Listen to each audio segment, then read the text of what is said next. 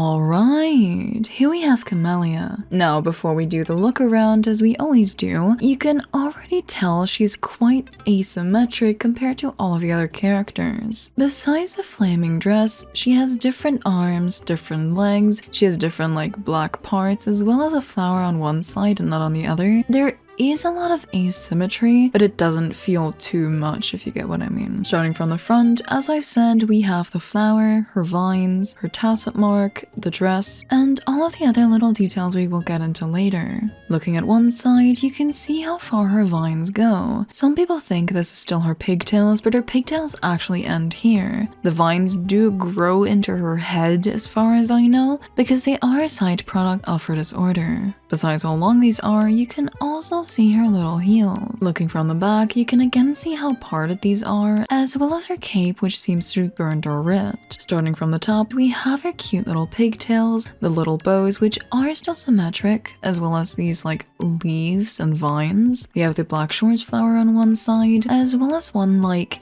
a hoge black strip. It isn't quite at the back, but I also don't want to call it part of the bangs. It's kind of adjacent. Looking closer at her pigtails, you can see she has these little red bows, which are kind of woven to hold up her pigtail, as well as the end of the vine, I think, as well as a leaf on it. The same can be found on the other side, but as I've said before, the vines kind of grow into her head. These aren't just attached to the ponytails, as according to her report, she has deformations from her disorder on her head and her arm. Looking closer at the vines, they have a really pretty gradient which goes from black to red to yellow, as well as little flower buds and actual flowers. I quite like that these are placed more randomly than just being mirrored, otherwise it would kind of look weird in my opinion. Besides that, I feel like her eyes are actually quite special. Besides them having an iris with like a red dot in the middle, it kind of looks like she has two irises, kind of like a flower. This might just be the shading, but it is quite interesting that next to the actual pupil, they made a shading that's kind of sideways. Besides that, her earrings are also symmetrical, being similar to like the usual hair tie pattern that the resonators use. Something else I liked about her are her bangs.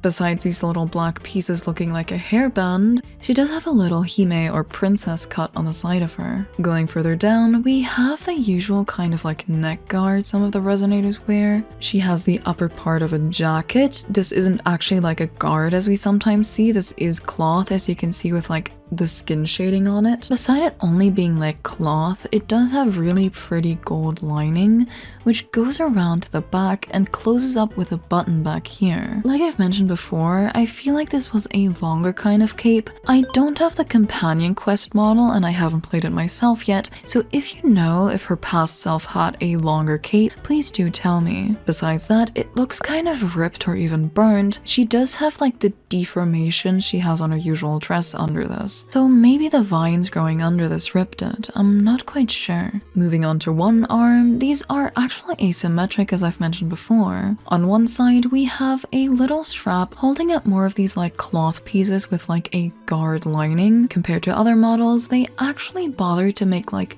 a little dip here. A lot of the other models just have it like drawn on or have the actual sleeve part be as thick as this, but because this one's drawn on as well, they bother to make like a little seam dip on her arm. I don't know if you know, but sometimes if you see people wear stockings or something, the legs kind of pudge above it. That's kind of what this is. Besides that, the upper arm goes around all the way, while the lower arm actually connects to her hand. Weirdly enough, compared to some other resonators, her sleeve doesn't like connect with her fingers, but kind of oddly just wraps around her wrist. I don't know how to feel about this. I kind of wish they just made it like one of those finger sleeves, because they did give her the rings for it, but just didn't connected. Besides that, yet again, they bothered to make the fingernails really pretty, which again, I really appreciate. I think it adds to the character to give them like themed nails, even if they're just a little bit more red or a little bit more blue like with the short keeper.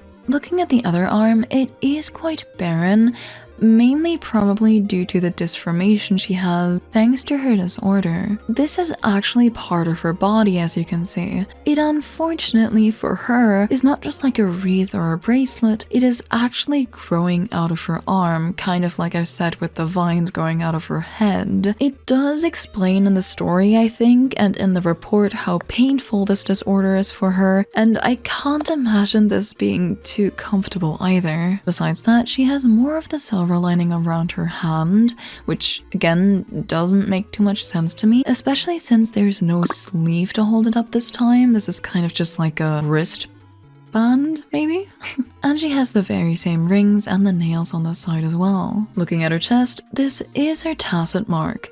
It is in form of a camellia with little leaves on the sides. These again are actually 3D, signaling again that this is growing out of her. Not the tacit mark per se, but the leaves. I think there's actually a cutscene besides her ultimate where the flower grows out of her chest. Going further down, we do have her updated outfit. Now I say updated because this is actually a different model from what was shown in 1.0. The clothes are a little bit more ripped, as well as having the little leaves on the side. As I said before, the middle is ripped with these little pieces of fabric holding it together. It does still have some sort of lining, as you can see, but generally the outfit is pretty ripped apart. Like I said, I didn't play the story yet, so she might have like some sentimental value holding her to this, or she doesn't get new clothes because they just get ripped apart again by these sleeves. Because it kind of looks like there used to be more here.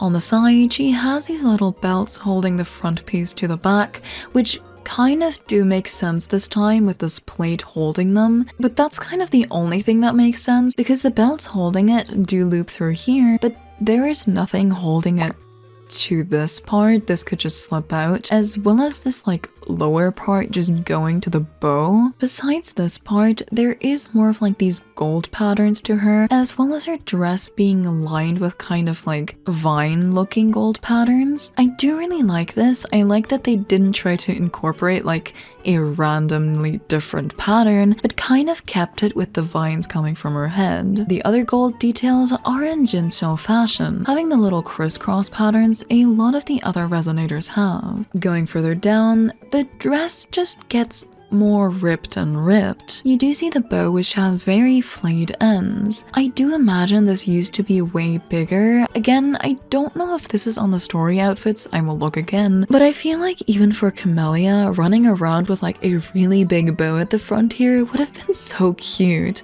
and kind of still in character even if she's a little bit loco. The ends of the bow are also quite flayed, matching to her dress. Instead of the usual rips you can see on the dress, which I kind of want to credit to her disorder and kind of being the vines ripping it apart, the ends of this dress actually look more burnt than anything. But I do like how consistent this is with the vines. Again, the vines do seem to be the core part of her, and it does make sense since her kit is kind of like staying within this color scheme, with her hair also just turning red.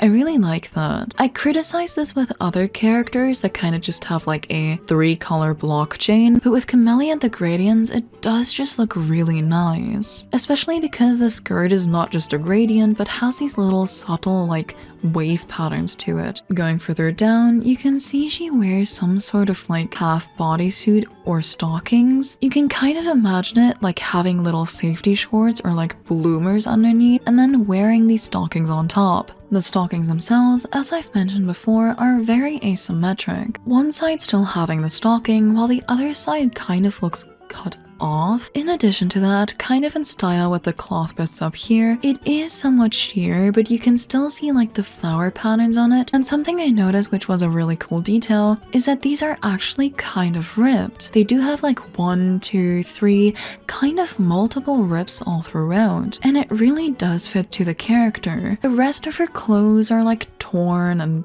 kind of burned, so her stockings being fully unscathed wouldn't have made any sense. I really like the designers for putting this, as well as putting like little bunching to the stockings on the side, as when you move around a lot, stockings tend to bunch up at like the knees or like down here, as you can see as well. The other side, as I've said, just seems to be the safety shorts, and the leggings kind of cut off at this part, with the bloomers having like a kind of flower pattern spiraling all the way down to her ankle. Moving down to said ankle, she does have very open shoes, with them kind of opening up here and being connected via the button, which you can actually find again at the back of this. So there is a couple consistent elements with these buttons, as well as the crisscross pattern from the front here to her earrings and stuff. It does continue open, with like wrapping around here having like an upper layer with her heel, then continuing to an under layer and open-toed shoes. I think these are made for mobility,